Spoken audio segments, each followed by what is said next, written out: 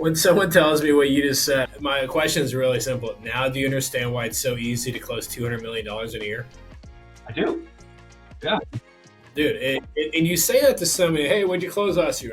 200 million. You're like, no way, it's not possible. I'm like, dude, if you think of the compound effect, my compound effect of the last 5 years since 2019, annual mortgage review after annual mortgage review, mortgage efficiency checkup, the client concierge system, the CPAs, the financial advisors, the family will attorneys, the database, the adoption, the home bot, and the sales boomerang. Once you figure out the compound effect in that, the outcome is it's so easy to do 50 million a year, 100 million a year. Or I tell people all the time, just because I did $200 million in a year, and if you want to only do $20 million a year, cool, do 20 million a year, but just do it in 10 hours a week.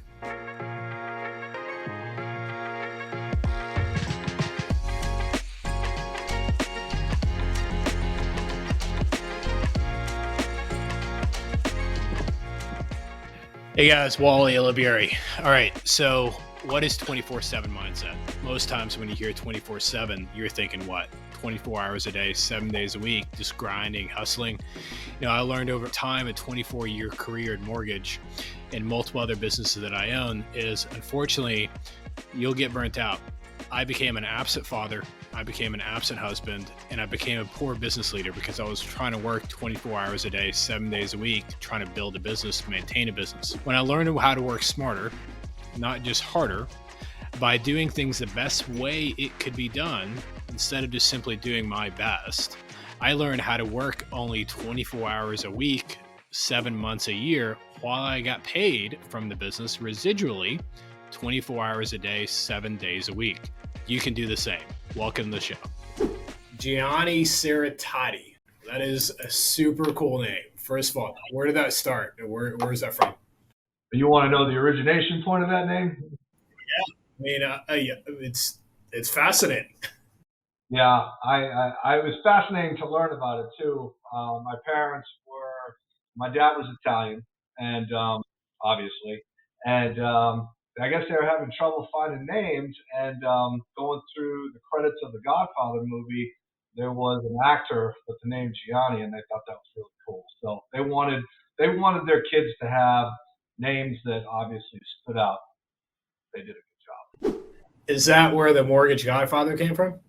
Yeah, I mean, I'm from Boston originally. There's a lot of my persona that kind of leads to that, and it kind of got brought up when I was doing marketing, when I was out there, doing old school marketing, going around and trying to differentiate myself. And I wear these fancy suits all the time, and I had a thick Boston accent, and ball tattoo, the whole thing, and so be it. That's what came of it, and I rolled with it, man. I took it around with it. I love it, love it, love it, love it. So, are you still in Boston, or have you moved? No, I'm in Georgia. I moved down here in 2016. Got it. Boston's one of my favorite places. My youngest son got accepted to an MIT summer program like 2 years ago. And no offense to Boston, but I had to Google where MIT was. We got to go to the campus, professor, but I thought the Boston Museum of Science was just absolutely fascinating. One of my favorite field trips as a kid. That was like the epitome of field trips when we got to go to the Museum of Science. And then I don't know what pier that's close to or what, but there was a cool little boat that we went out on. But yeah, it was pretty epic little town. Yeah, it's cool, man. It's definitely. I don't say it's a great place to live, but it's a cool place to visit. Yeah, I don't remember the name of the dessert, but we're in line. We're in some super cool street, and there was a line to get into like this place with a certain dessert, and it was like 45 minutes just to get in. I know exactly what you're talking about. You were on Hanover Street, yes, side, and you were at Mike's Pastries. Yes, it was like literally the line was barely crawling, and you get in there, and it was like a madhouse in there. But it was absolutely awesome. But it's a pretty cool father and son trip for sure. Yeah, that's one thing about that place. I go back there, and I have to get pants that are about 2 sizes bigger because I put on about 20 pounds. That's funny. All right. Well, tell us a little bit about your mortgage journey. So, oh my God, from the beginning. All right. So I went to Babson College, which is an entrepreneurial college that's up at the height of Harvard. We've won our entrepreneurship of the year. So, I came from a background of entrepreneurs, always wanted to own my own business, yada, yada, yada. You had two career paths when you went to school there because it was a specialty business school. You either did finance or you did marketing. I went to my first finance class. I was so boring, I wanted to jump out the window. So I transitioned into marketing, right? So I get out of college and start looking for jobs. I'm interviewing for different jobs. And they're like, marketing jobs like 45,000 a year. I was like, that's cool. That's what I was told I would make. I'm like, that's a good way to start. And then my dad, this is how I'll show my age. He throws a newspaper clipping on the desk and says, mortgage professional make $100,000 your first year. I'm like, I didn't even know what a mortgage was, but I'm like, I'm down for that. Sign me up for that. I'm like, I could sell anything. I know that much. It's like, just teach me how to do it. So I'm sure this will bring you back a bit. Remember AmeriQuest Mortgage? Yes, a long time ago. That was my first job. So I went there and I interviewed. I went through 3 rounds of interviews, and I was straight up. I said, listen, I don't know what mortgages are. I says, but if you teach me how to sell, I says, I will be your top performer in a couple months. I said, that's my promise to you. And I said, you can fire me if that doesn't happen. So they took me on, and I did. And they literally, my mortgage training, for all of you newbies that have all this wonderful training out there, my training was, here's your computer, here's your desk, here's your leads, which was basically a telephone book. Watch that person, have fun. And then an occasional Dale Vermillion video in between that. So you remember back in the day, you used to have to call like Experian, Equifax, and TransUnion. They'd fax you over the credit report. Or was that before your time? No, I remember that.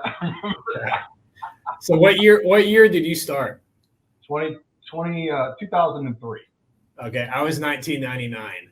Oh, wow. It was a huge refi boom. We went from like 11% to like 9.5%, 8%. And I was door knocking apartments for the 80-20 stated income loan programs. Stated income 80-20.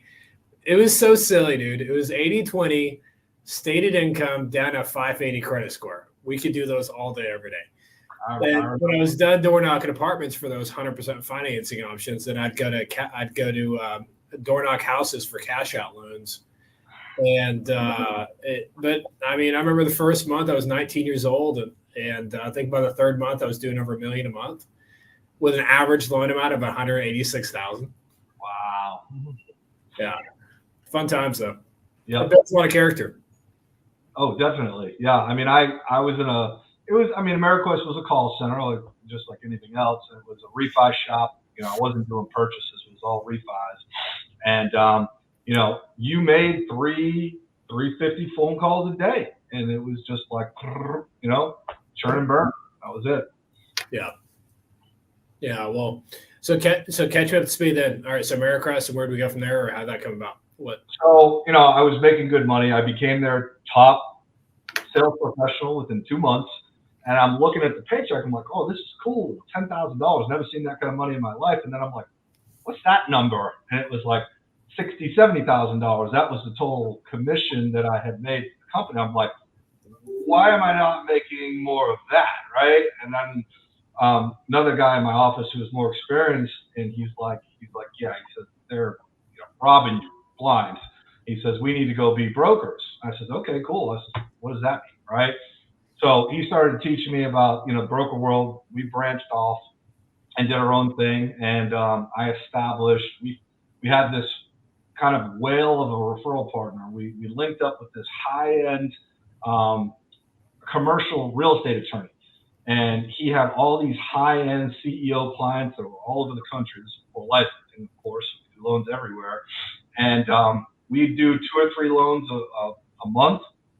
That's it. Make 6 points, and boom, we were off the rest of the time. 24 years old, just making stupid money, barely working, and just loving life. And our deal was, obviously we'd kick him back, and then any commercial deals that we got, we'd send them to him. So it was a good symbiotic relationship.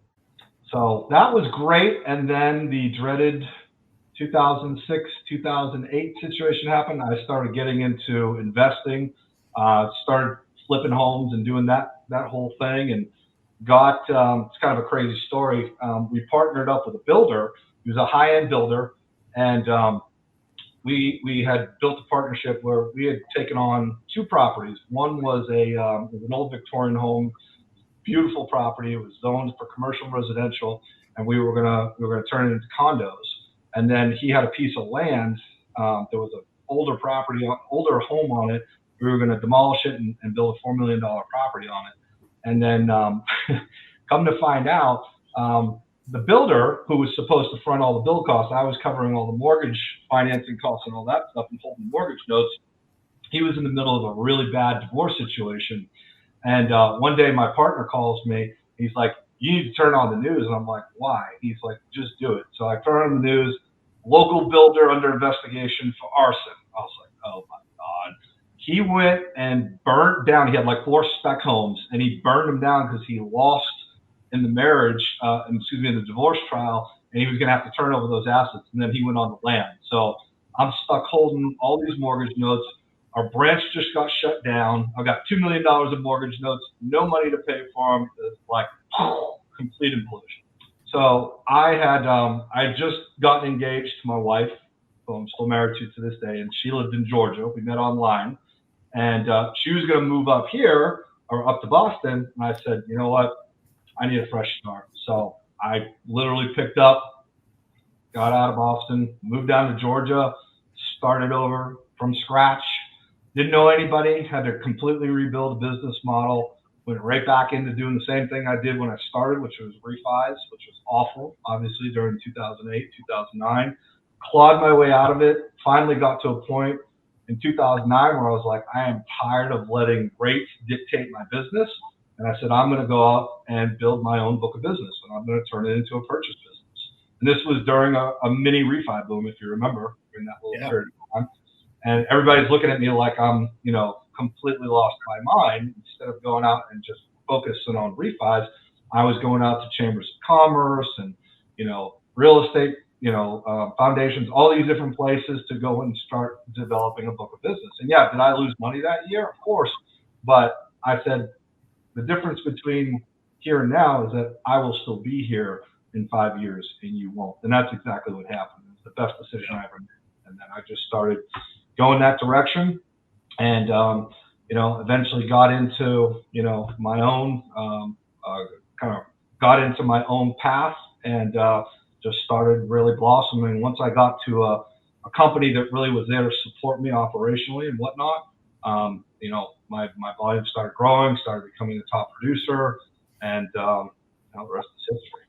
That's awesome, man. So give us like the last 5-year snapshot, right? So 5 years ago, it's 2019, you've got a little bit of climb going, rates are still really good. Then you get to 2020, first quarter of the year, we think the world's ending. Then after COVID hits, rates drop, and the market just kind of takes off. Like, were you part of like that boom in 2020 in business, or did you not? No, I was hesitant to jump back into refis because I had built such a solid purchase business, and I had built really good builder relationships and agent relationships. And, hindsight being 2020, I wish I had developed a separate channel, but I just didn't have the bandwidth to do it both. I couldn't do the refis and the purchases. And I saw a lot of loan officers starting to veer away. And yeah, it was great, quick money, but they were losing sight of their relationships with their agents, and they weren't being top of mind. So people were, I was hearing it from my agents. They're like, "Are you doing refis?" I'm like, "Why?" They're like, "Because I don't want to do business with you if you're doing refis," because they knew it was taking time away from their clientele. And obviously, we all know agents want to be top of mind. They want to be on the top. So I did them when they came, but did I actually pursue it? No. And I did. I lost a lot of money on it. I know that. It was just an environment where I wasn't set up properly with the right team to be able to accomplish that. There's only so much of me to go around. I just didn't have enough bandwidth to do it. So I went with the business model that I knew would last the test of time, which is purchase model. So yeah, super mature. We're pretty darn fortunate. I think was it by design? Yes, but all of us really got super lucky in 2019, 20, 21, candidly, where rates were. I had 5 production partners at the time in 2019, and I was entering, my early 40s. I was like 41, 42, and I was wanting to get to a point where I was going to. We're already doing 100 million in loans in a year, and I got pretty fortunate because by 2019, the team was managing all the loans from A to Z for all the realtors. So as they managed all the purchase deals from A to Z for me, then I was able to build like a second level team underneath me that helped focus on the refinances. And the year that we started doing about $200 million in loans in 2021. 2019 was 100 million. 2020 was 150 million. 2021 was 200 million. And time 200 million came around 2020, where it's like a 17-person team. You had four different client concierge members dialing. You had 2 or 3 loan officers doing refinances, and the rest of the loan officers doing purchase deals. So it's a way to scale, but I agree with you, and I think there's a lot of wisdom and there's a lot of patience. And what you said about, purchases are your bread and butter, and you've got a lot of realtors out there that don't want you to divert from what they want you to focus on. Yeah, exactly. And the goal is, and the reason why I joined your training class and getting the education and knowledge is because that's been my biggest challenge, has been scaling. It's been hard to get to that next level because I'm sure you experienced this. You get to a certain point where the volume is outdoing your ability to accomplish everything you want to accomplish. So you get to that point where it's like you've got to add another person, but you don't want to take away from what you're doing. So you have to kind of figure out how to bring that person in without losing the momentum that you're currently doing. And being able to all justify it cost-wise within the business model and everything in between. So I try not to hire teammates in Q2 and Q3. When I hire teammates from going to teams Q1 and Q4. Outside of that, it's suicide to try to recruit, hire, train, motivate, get up and going someone in Q2 and Q3. You just lose so much opportunity there. Yeah, agreed.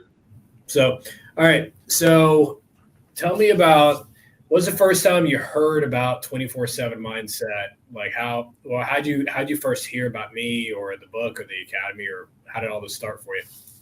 You mean this book right here? I think that's the one. I think I was honestly just scrolling through social media. What? And yeah, just literally scrolling through social media, and I heard you talking about a different way of doing business, and it caught my attention. And obviously not easy as us A personalities, loan officers, we have the attention span of a gnat, right? Yep. So to be able to get my attention, I'm like, all right, well, this is interesting. And what I've always prided myself on is being able to stay ahead of the curve as far as changes in momentum in the industry. And if everyone's going here, I'm trying to go here. Always trying to find something different. I'm not a fan of just pounding the same thing over and over and trying to be better at it. That to me is just pointless.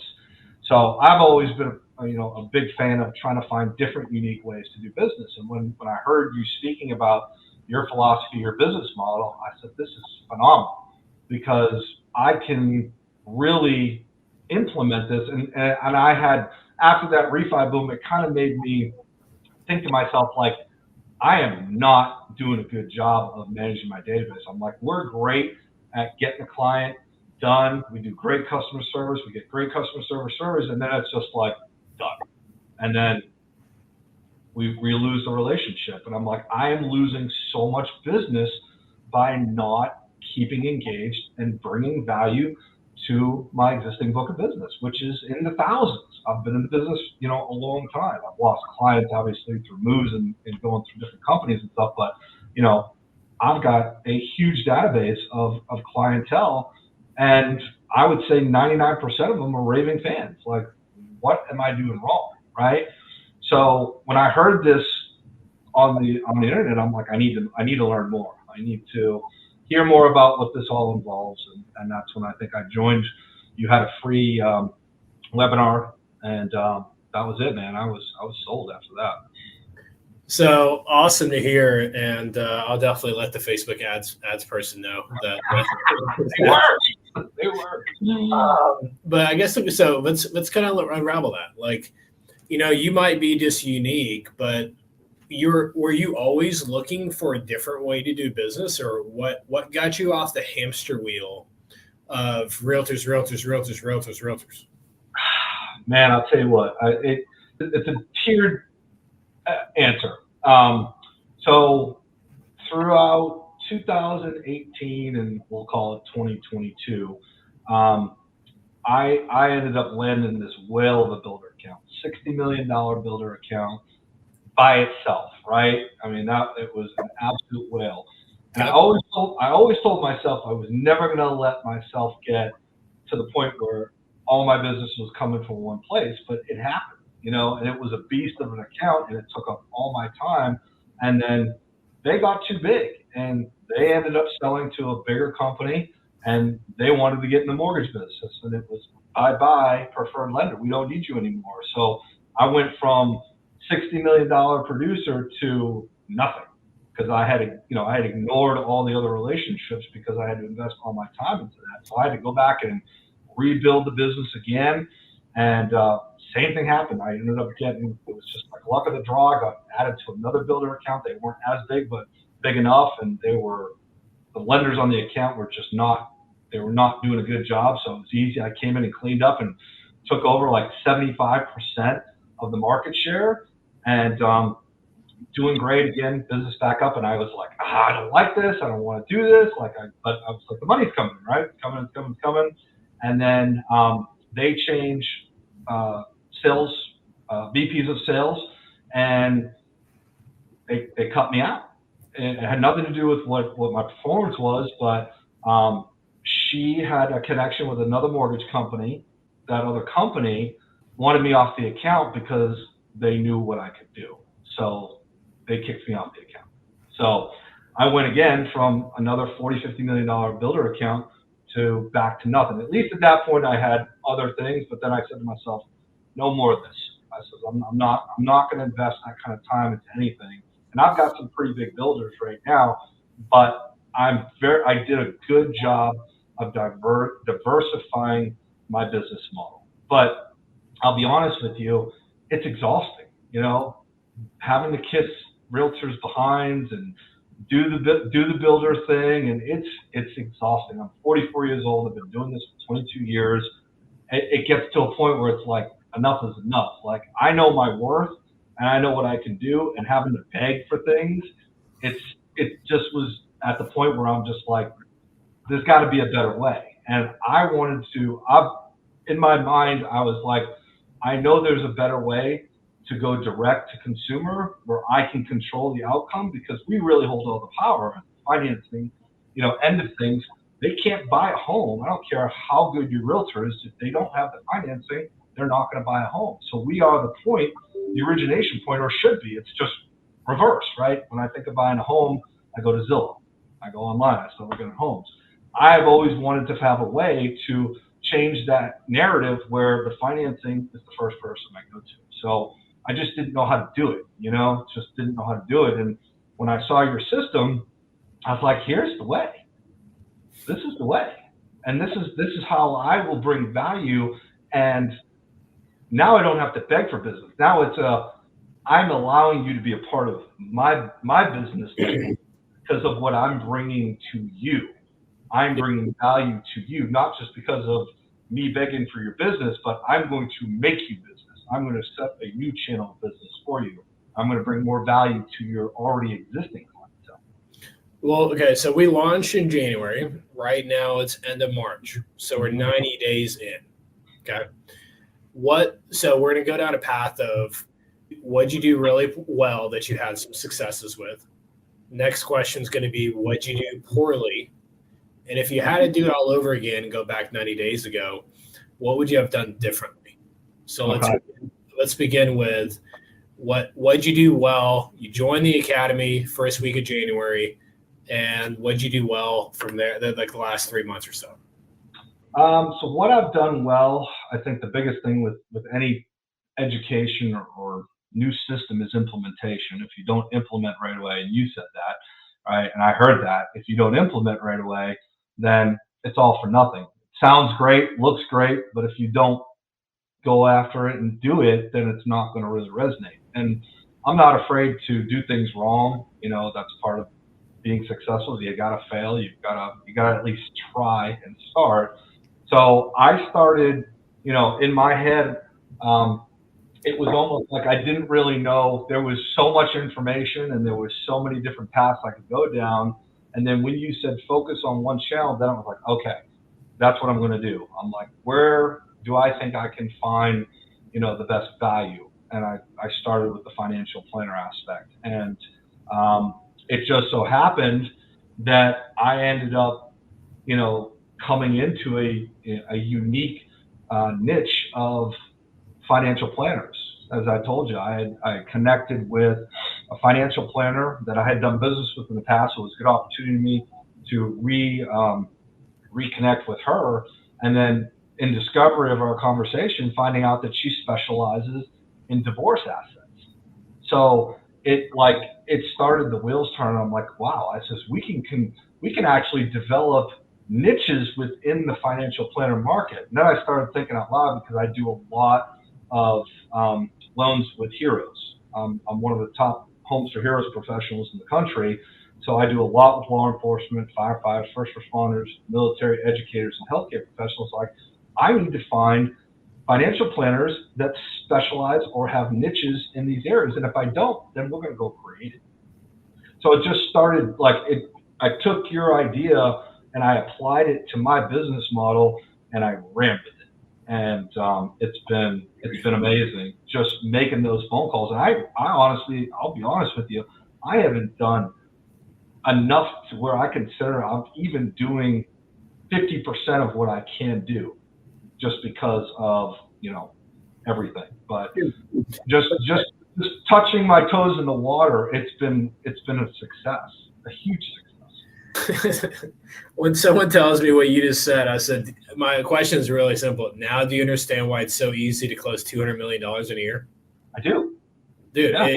and you say that to somebody, hey, what'd you close last year? 200 million. You're like, no way, it's not possible. I'm like, dude, if you think of the compound effect, my compound effect of the last 5 years since 2019, annual mortgage review after annual mortgage review, mortgage efficiency checkup, the client concierge system, the CPAs, the financial advisors, the family will attorneys, the database, the adoption, the home bot, and the sales boomerang. Once you figure out the compound effect in that, the outcome is it's so easy to do 50 million a year, 100 million a year.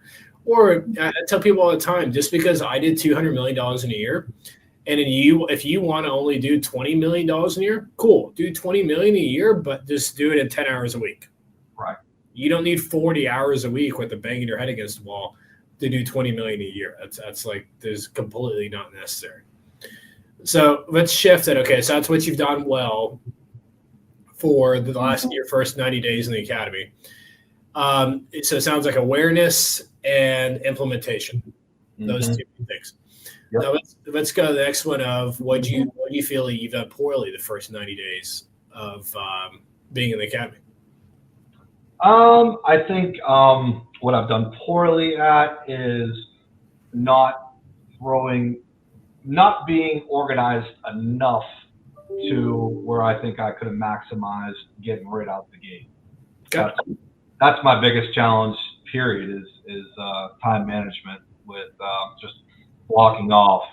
Being a squirrel running around with my head cut off is something that is been a challenge. I'll take ownership of that, but there's also some underlying effects. We went through some changes last year that we're still trying to get ironed out, and I've kind of just finally got back into a groove. Company that I've been with for 10 years, our CEO decided to retire and he sold us to another company. That didn't work out. We were there for 6 months and we uprooted and moved to another company. So it was 2 moves in 1 year. Wow. It was rough. So trying to get everything situated, it's been, very chaotic, and trying to get everything aligned. So there's part of that has made things a little bit more challenging. And then, we've been busy, blessing, we've been busy. So all that together, it's been not enough time in the day and not enough of me to be able to implement everything. But that's where I'm saying I'm at the point where I need to hire someone now to be able to do what I want to do to really make this powerful and scale it and grow it to where I know it can be. My next goal, I've teetered in the 50-60 million dollar lane for about 6-7 years, and I'm tired of being there. It's boring. I don't want to be there anymore. I want to be the next tier, which is 100 million. I want to get to that tier. It's the difference between making an income and having life-changing money. That's right. I broke $1 million a year in income. My first year was 2015. Mm-hmm. And I was maybe 34, 35 years old, something like that. And I think it was 36 actually. And, when you realize like that income is possible, then you take that to 2 million, then you take that 3 million to 4 million. And it's like this compound effects. And what's super cool about our industry is the average loan officer is on this hamster wheel that every single month, the first of every month, they start off at zero. Yep. You do this year after year after year, like I've told you many times. Now in year 6 of this, actually, 40% of every single loan that we close comes from our database in our 6-lane highway. Like 40% is reoccurring clients. The ability to be able to now going into the 7th year, it's going to be closer to 45 to 50%, right? Going into the 8th year, it's going to be closer to, 55 to 60%. It's going to keep compounding and compounding and compounding. And the goal of if you look out from 0 to 10 years, now you've got a full self-source A to Z $200-300 million a year business that is reliant on no one. Yeah, and to me, what I've found, because I've taken a unique approach to this too, I've been using this as an entry to talk to new agents. Yeah. When you can come to the table with referrals and you have a pre-approved client to hand a realtor, there's not one single realtor on earth that you can't get a front. Right. And then the other part of that is 90% of agents are horrible at database management. So when I give them a value add, not just a drip campaign that says happy birthday and happy Valentine's Day, but an actual value add where I can go in and do a mortgage efficiency checkup and provide value to them, that gives them the ability to go in and reconnect with them, create referrals, and so on and so forth, and it brings them to a higher level. So I've been using that tremendously on top of bringing them the obvious of a referral. So now as we enter Q2, okay. Mm-hmm. Now as we enter Q2, what do you think? What do you feel now? You're wiser, right? You've spent the last 90 days getting things off the ground, building the foundation. As you enter in Q2, what do you think you're going to do smarter this time around that you did not know in Q1?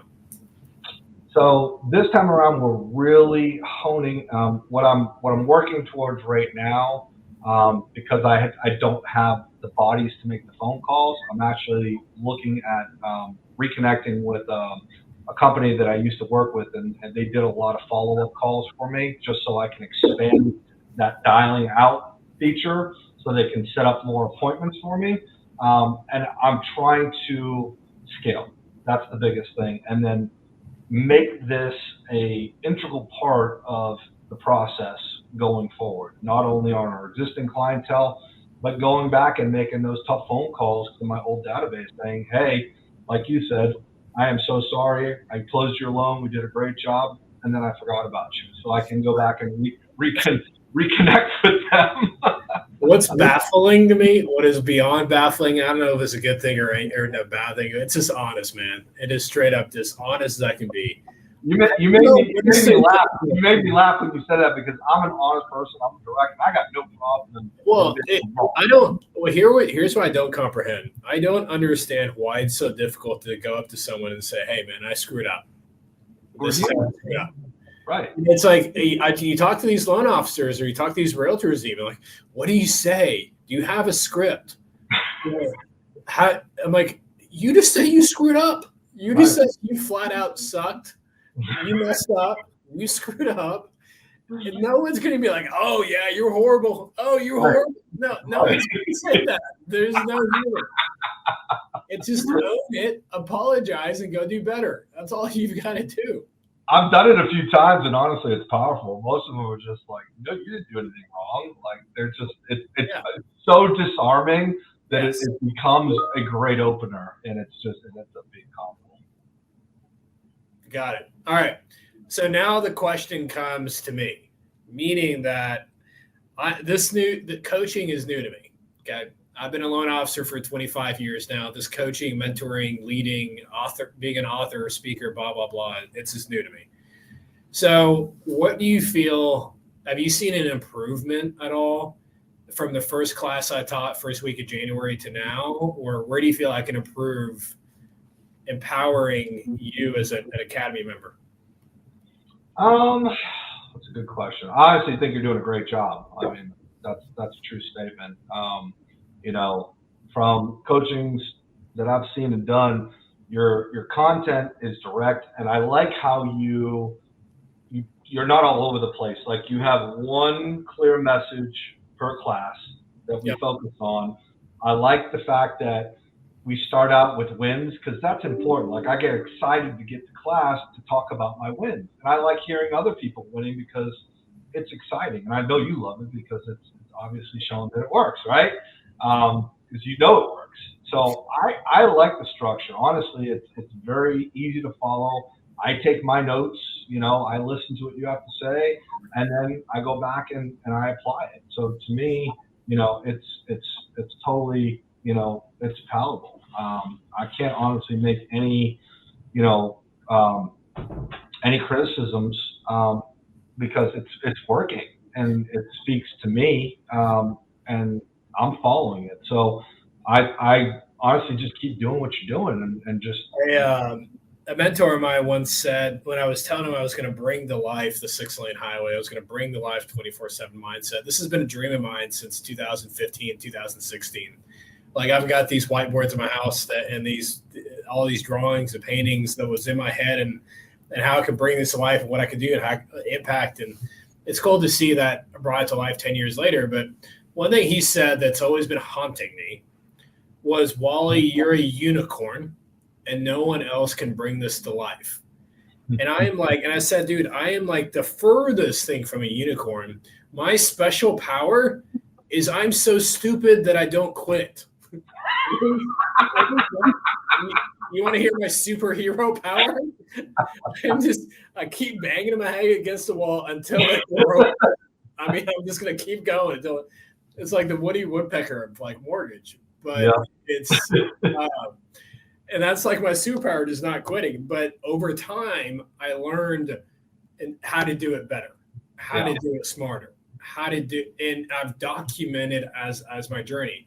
If I would teach the class of like what I did that did not work, you guys would have quit a long time ago. What I teach you guys now is what has been proven to work over and over and over and over and over. That's why the success is coming so quickly. If you look at courses or if you look at academies, especially group coaching, they're usually on average between 7.8 months. So between 7 and 8 months of someone being in the academy or in group coaching before they get results. Super cool is like hearing your story the first 90 days. What's super cool is hearing Mark Moffitt make a $17,000 commission his first 30 days. It's super cool hearing Brian Schmidt say, 60 days in, he's already generated $31,000 in the commissions to him. Like, that's freaking cool. It breaks my heart to see all these loan officers getting out of the business and not being able to provide for themselves. And it just warms my heart, other side of the coin, of seeing these loan officers that were thinking that they were getting out of the business, now understanding this 6-lane highway and the 24/7 mindset and going and implementing it, and then staying in the business. Yeah. I mean, I had a huge win yesterday. I had been working with a realtor partner of mine for a while, and I just, we were doing our, quarterly business planning, and, I started asking her questions about, do you have any financial planners? Do you have any CPAs that you know? So, I'm starting to kind of reach out to people I trust. And she's like, yeah, she's like, I actually have a really great financial planner. He's right in my office. I'm like, perfect. I'm like, let's set up a call. We set up a Zoom yesterday, just because it was easier for everyone's schedule. And this guy, like, I blew his mind when I started talking about, basically what we did. Blew his mind. And I didn't even know how big he was until I didn't even ask that question, because I was on a roll. I'm like, by the way, how many agents do you have? He's like, 66. I'm like, Jesus. Holy moly, I just hit gold, right? And we're gonna like, he wants us to go in and do classes with them and set it all up. And not only do they do financial planning, they do life insurance. So it's a one hit wonder type of situation. So right there, I just made a huge partnership. And then she looks great, because obviously she's going to get the real estate deals out of it, and she looks awesome. And then I made him look like a superstar. And now he's got more value to bring to all his existing clients, along with us being able to pass referrals to him and bring more value to his process. Yeah. And how many advisors did the financial advisor have? 66. Wow. What's super crazy about that is, okay, we talked about getting in a relationship, right? So the foundation is getting in a relationship, adding value to a financial advisor. Then the first floor on top of the foundation is, them seeing more valuable for you, you doing annual mortgage reviews, or you doing mortgage efficiency checkups. As you build this in like phase 2, phase 3, once we get into that, then now we're going into HomeBot and Sales Boomerang and the technology platforms. Once you get his database that's in there, if you got 66 financial advisors, my gut tells me his database is north of 3,500 to 4,000, somewhere in the range. And especially if he's got a 50-50 split between asset management and life insurance management. So that, in a group like that, I mean, you're easily going to see 10% of a financial advisor's database turn over in this next refi boom, or in 2025. So if he's got 4,000 people in his database, 400 of the 4,000 are either going to refinance or purchase a new home in 2025. Where the heck are you going to be in that equation? That's what's at stake. You want to get to $100 million. Now it's like, it's so easy to see how simple it is to get to $100 million in a year when you're able to adopt databases, and you understand, if you add value to the database the client concierge way, 10% of that database will turn over the next calendar year in 2025, 400 closings. Like, what's your average loan amount? About 425 right now. So 425,000 times 400 closings, 170 million. At a 10% conversion. That's what's on the table. If you can capture all that, if you can capture 10% of that, it's awesome. But that's the lenses I want to see you start thinking through of what's possible, right? What the potential is. And that's where I think that will keep you going when the going gets tough. When I told you that my superpower is I'm stupid enough not to quit, my superpower is I'm stupid enough not to quit because I saw the bigger vision. Right. Saw the compound effect happening. And that's what's at your fingertips.